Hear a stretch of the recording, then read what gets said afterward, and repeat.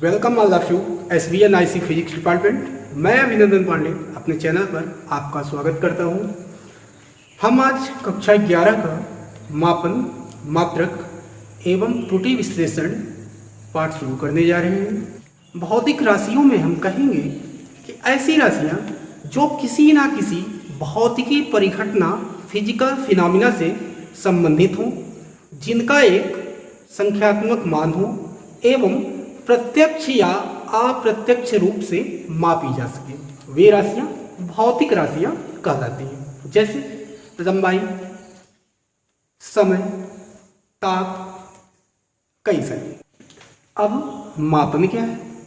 हमने देखा होगा कि हम दुकान से या किराने से कुछ सामान खरीदने जाते हैं। सपोज किया मैंने कि मुझे 5 किलोग्राम चीनी चाहिए, तो हम देखते हैं कि दुकानदार एक लोहे का कुछ बाट टाइप का रखता है, जिस पर यहाँ पर 5 kg लिखा होता है। एक तरफ ये बाट रखता है, दूसरी तरफ हमारा जो भी सामान है उसको रख देता है, उसी के बराबर वो हमको सामान दे देता है। या हम घरों में यूज करते हैं, जैसे दूध लेने के लिए दूध वाले के पास डिब्बे होते हैं कई सारे। 1 लीटर हमको दूध चाहिए तो 1 लीटर का वो डिब्बा निकालेगा और एक बार तौल करके हमको दे देगा। सपोज कि वही दूध मुझे 4 लीटर चाहिए, तो उसी नाप से वो 4 बार निकाल कर दे देगा। तो हम मापन में कह सकते हैं कि मापन वह प्रक्रिया है जिससे हमें ज्ञात होता है कि दी हुई राशि उसी प्रकार की मानक राशि का कितने गुना है। हमको 5 किलोग्राम चीनी चाहिए था, तो आमतौर पर देखा जाता है, आप कर सकते हैं, इसका अगर 1 kg रहा होता, 1 kg का बाट रहा होता, तो क्या करता है, इसी के बराबर वो 5 बार देता। तो मापन में हमने क्या कहा कि मापन वह एक प्रक्रिया है जिससे आपको ज्ञात होता है कि दी हुई राशि उसी प्रकार की मानक राशि का, ध्यान दीजिएगा, मानक भी मैं डिफाइन कर रहा हूं, मानक क्या है, मानक राशि का कितने गुना है। मानक हम देखते हैं, मानक के लिए हम कहेंगे कि एक निश्चित राशि, मानक एक निश्चित राशि है जिससे कि आप दूध का वो लीटर देखें, जिसमें से वो तौल करके 1 लीटर आपको दे रहा, ये कुछ इस टाइप का डिब्बा होता है, यहाँ पर 1 लीटर लिखा हो, या 1 किलोग्राम का कोई भी बार हो, 1 ही किलोग्राम नहीं, तो आपने मान रखा है किलोग्राम 1, मात्रक इसका किलोग्राम है और निश्चित मान वो क्या है, 1। यही इनके मानक है, इसी राशि का वो कितने गुना है दी हुई चीज। अब हम जानते हैं कि अगर कोई भौतिक राशि है हमारे पास तो उसको हम मापे कैसे। इसके लिए हम क्या करें,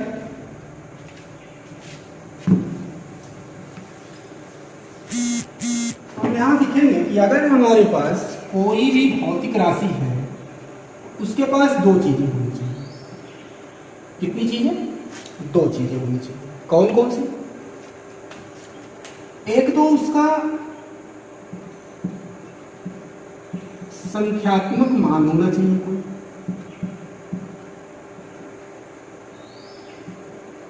और दूसरा उसका मात्रक होना चाहिए।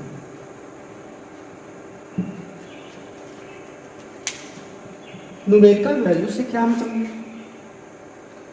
यह वह निश्चित मान होता है जो निर्धारित करता है कि दी हुई राशि में उसका मात्रक कितनी बार सम्मिलित हुआ है। जैसे मैंने उदाहरण लिया था किसका, 5 किलोग्राम चीनी का, तो यह जो 5 है ये किसको शो कर रहा है, संख्यात्मक मान को, जो निर्धारित कर रहा है कि वेट का मास का मात्रक यहाँ पर किलोग्राम है और वह कितनी बार सम्मिलित हो रहा है, 5 बार। मात्रक क्या है?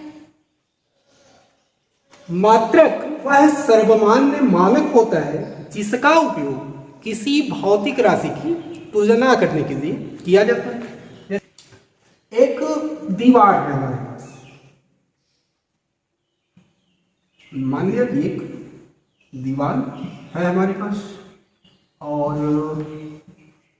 इस दीवार की जो लंबाई है वो कितनी है, 50 मीटर।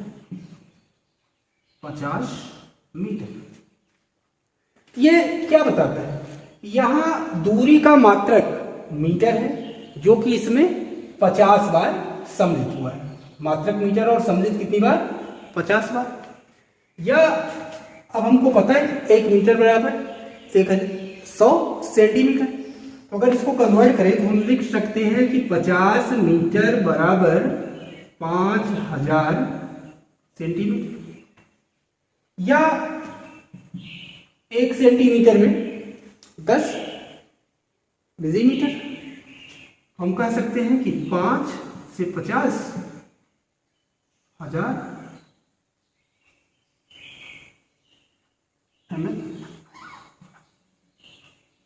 Millimetre mm। आपने देखा होगा यह एक पद्धति का मात्रक है और यह दूसरे पद्धति में हो या तीसरे पद्धति का। यहां पर मात्रक मीटर बड़ा है तो संख्यात्मक मान इसका छोटा है, यहां पर सेंटीमीटर छोटा मात्रक है तो इसका संख्यात्मक मान बड़ा हो गया। ऐसे ही मिलीमीटर और छोटा मात्रक है, इसका संख्यात्मक मान और ज्यादा बड़ा है। तो हम कह सकते हैं कि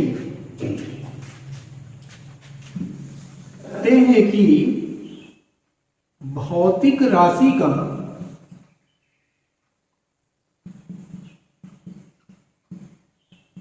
संख्यात्मक मान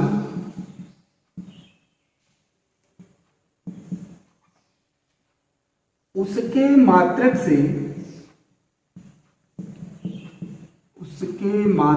का व्युत्क्रमानुपाती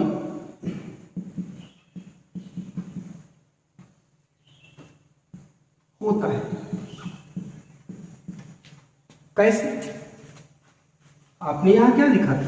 50 मीटर बराबर 5000 सेंटीमीटर। ये संख्यात्मक मान ही तो है, एक बढ़ रहा है, नहीं मात्रक बड़ा है तो संख्यात्मक मान घट रहा था।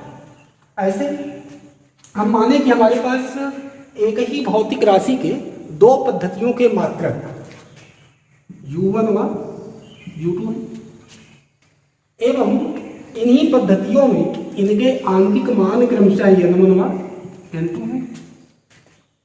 तो हम जानते हैं कि कोई भौतिक राशि बराबर क्या होती है? N1 U1 क्या होती है? वही आंतरिक मान गुणे उसका संख्यात्मक मान, संख्यात्मक मान गुणे उसका मात्रक। ये बराबर किसके है? दूसरे पद्धति का मात्रक गुणे दूसरे पद्धति का संख्यात्मक मान, अर्थात N2 U2।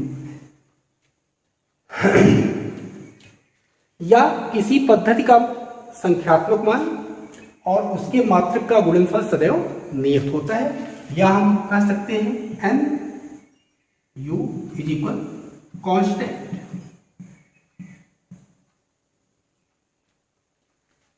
अब जानते हैं कि हमको मापन का जो मात्रक है इसकी क्या खासियत होनी चाहिए, ये कैसे, इनके क्या क्या गुण होने चाहिए। आइए एक एक कर उसको भी जानते हैं। किसी भी भौतिक राशि का मात्रक चूज करते समय हमें निम्न बातों का ध्यान रखना चाहिए कि मात्रक हमारा कैसा होना चाहिए। मात्रक सार्वभौम, सर्वमान्य एवं सुलभ होना चाहिए। अर्थात ऐसा मात्रक ना हो कि आप यूपी के अंदर हो तो किसी और नाम से जान रहे हो, या मापन का प्रकार आपका कुछ और है, बाहर पहुंचे कुछ और हो गया, या इंडिया में हो कुछ और है, किसी और कंट्री में चले गए तो वहां पर वो चेंज हो गया। ऐसा मात्रक नहीं होना चाहिए। दूसरा, मात्रक आपका सुगमता से उपलब्ध हो जाना चाहिए, कहीं भी बहुत आसानी से मिल जाना चाहिए। ऐसा नहीं है कि 1 किलोग्राम का बाट आपके पास है, मान लिया मैंने कि मास का मात्रक किलोग्राम है अगर, और वह हर जगह पर उपलब्ध नहीं है, आपको वही पुराना कि 5 किलोग्राम चीनी चाहिए, वहाँ जाकर के फंस जाओगे। तो हर जगह आसानी से उपलब्ध हो और स्पष्ट रूप से परिभाषित हो। इसका मतलब क्या? कि ऐसा नहीं है कि वो एक जैसा मात्रक अगर नहीं होगा तब भी आपको बहुत कठिनाइयों का सामना करना पड़ेगा। यहाँ आपने किलोग्राम से माप लिया, कहीं और पहुँचे हो उसका बाट कुछ टूटा है या कुछ और रखा, तो आपको पता नहीं होगा कि सामने वाले ने उतनी ही चीज़ हमको दिया या नहीं दिया। सुविधाजनक आकार का हो, आसानी से उसको आप कैरी कर ले लो। आकार भी अगर उसका अलग अलग रहेगा तब भी हमारे आपके लिए समस्या है। अगला बहुत इंपॉर्टेंट है, इस समय एवं स्थान के सापेक्ष स्थिर हो, ये इनवेरिएबल होना चाहिए, समय के साथ वेरी ना करें। या आप समय जैसे बदला, वो मान शुरुआत में 1 किलोग्राम था, बाद में जैसे जैसे समय बढ़ता गया घट करके और कम हो गया, तो ऐसा मात्रक भी हमारे आपके किसी काम का नहीं है। अगला, आसानी से अनुकरण करने योग्य हो। अनुकरण बोले तो कॉपी करने योग्य, कि एक है तो एक जैसा हम दूसरा बना सके, कोई त्रुटि उसमें आ गई तो, या खराब हो गया, गिर करके टूट गया किसी तरह, तो भी हम उसे वैसा ही मात्रक कॉपी कर सके, बना सके आसानी से। त्रुटि का निस्तारण आसानी से किया जा सके। मान लिया कि मात्रक में हमारे कोई त्रुटि आ गई, कोई कमी हो गई, तो वो किन किन फिजिकल फिनोमिना पर डिपेंड करती हैं, ये हमको पता होना चाहिए, ताकि आसानी से हम उसका निस्तारण कर सकें। अब पता नहीं आपने देखा होगा कि नहीं, एक तुजा आती थी गाँव में पहले, ये इस तरह की होती थी तराजू, सब कुछ किया।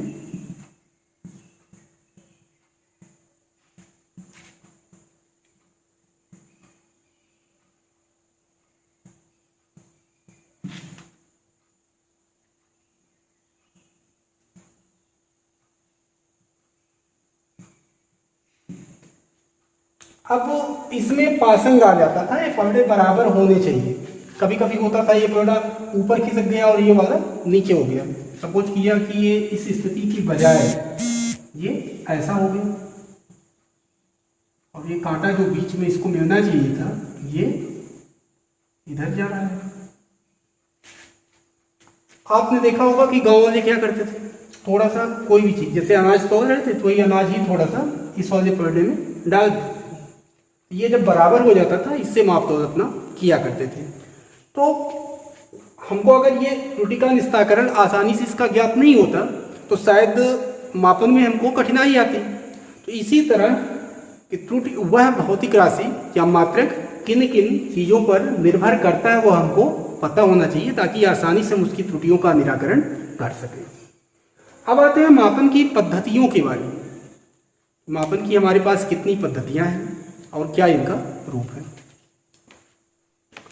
वास्तव में भौतिकी में जितनी राशियां हमारे पास हैं उतने मात्रक हमको नहीं चाहिए। अगर उदाहरण के लिए हमें डेंसिटी घनत्व का मात्रक चाहिए तो हम जानते हैं घनत्व बराबर क्या होता है, द्रव्यमान बटे आयतन। अब हम द्रव्यमान और आयतन बराबर लंबाई गुणे चौड़ाई गुणे ऊंचाई, हम कह सकते हैं कि द्रव्यमान का मात्रक और एक आयतन का मात्रक जो भी हो हमारे पास, यानी कि हम किलोग्राम और मीटर का क्यूब। तो इस किलोग्राम और मीटर के टर्म में इसका मात्रक ज्ञात कर सकते हैं। आगे देखा गया कि कुछ ऐसी भी भौतिक राशियां हैं जिन्हें दूसरी राशियों के पदों में हम संबंध उनका नहीं निकाल सकते, क्योंकि वह किसी और से संबंधित होती ही नहीं है, अपने आप में स्वतंत्र होती हैं। तो ऐसी भौतिक राशियों को हमने मूल भौतिक राशियां कह दिया और इनके मात्रकों को हमने मूल मात्रक कह दिया।